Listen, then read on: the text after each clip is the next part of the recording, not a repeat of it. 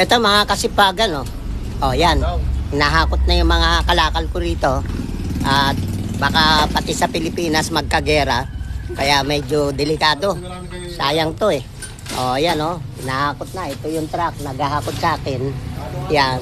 Bigyan nyo lang ng daan yung tao na dumadaan dyan. Ayan mga kasipagan. Minabadali natin dahil ang balita eh titirahin na tayo ng China. Ha?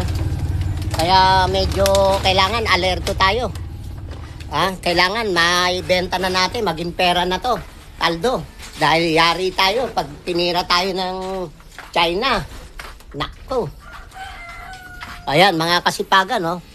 Natambak to dito. Ayan. Mga kasipagan, ipapahakot na natin lahat yan.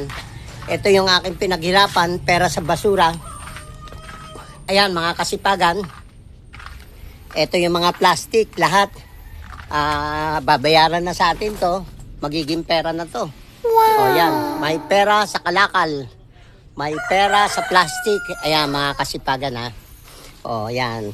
Republic Act 9003. O, yung pera sa basura. Recyclable. Ayan, mga kasipagan. Nakita nyo? Yan. Ito lang ang aking pwedeng ipagmalaki. Yung aking pinaghirapan.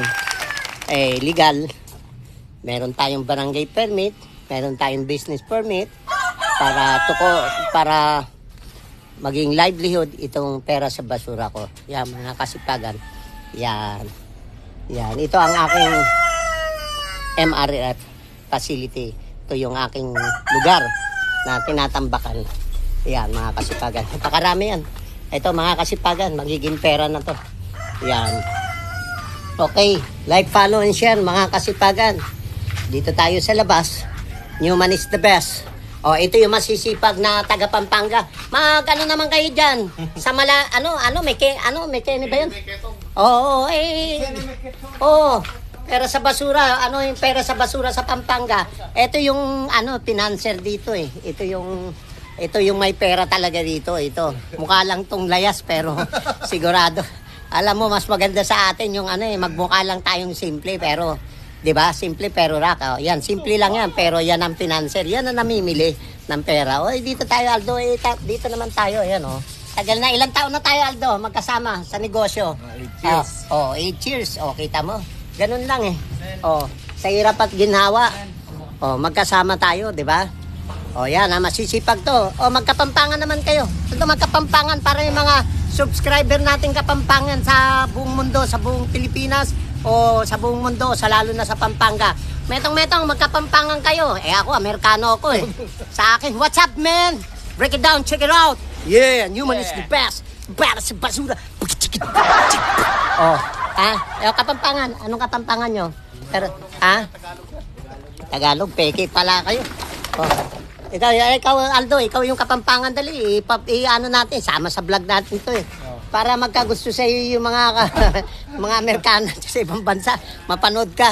Kapampangan. Anong Kapampangan? Yung Kapampangan masipag. Salita ka naman. Masipag. Siya to, Tagalog yun eh. Ganun din sa Kapampangan. Hindi, magkapampangan ka kahit anong Kapampangan. Ayan, yung pera sa basura natin. Lalaking basura. Para may pera. Hindi, Tagalog yun eh. Tagalog. Kapampangan nga eh. Dali. At wala. Metong, keneng, pero sa basura kang kene. Ewan ko na lang, sarili ko na lang. Metong keneng plastic, keneng pera. Pera, kene. Masanting kang kene. Keneng saguli, dis kene Keneng ngiti. Okay, like, follow, and share mga kasipagan ha. Masipag, may pera, tamad, magugutom. Newman is the best. Okay? Break it down. Sige. Mga kasipagan. Ito na, hinakot na lang yung pera sa basura. Ayan. Ayan po, mga kasipagan. Newman is the best. Pera sa basura. Ayan, nakalagay sa mga jumbo. Ganito po natin yan, nire-recycle. Ayan, mga kasipagan. Dami pa yan. Isang 6-wheeler to. Ito yung pagkakargahan mga kasipagan na yan. Ito yung truck ko, 6-wheeler. Dito ikakarga, dadalhin sa San Fernando, Pampanga. para ma-recycle. Ginagawang bangko to mga lamesa, puan. Yan po ang purpose niyan. Yung parang sa Itbulaga. Makikita nyo mga kasipagan kung paano nire-recycle. Yan. Maraming purpose to.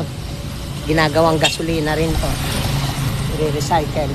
Yung mga susunod kong vlog, papakita ko sa inyo mga kasipagan kung paano nagiging diesel, gasolina, itong mga plastic na to.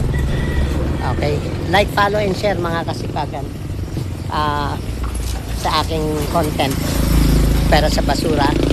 Masipag, may pera. Tamad, magugutom. Ayan, mga kasipagan. Newman is the best. Break it down. Check it out. God bless, mga kasipagan.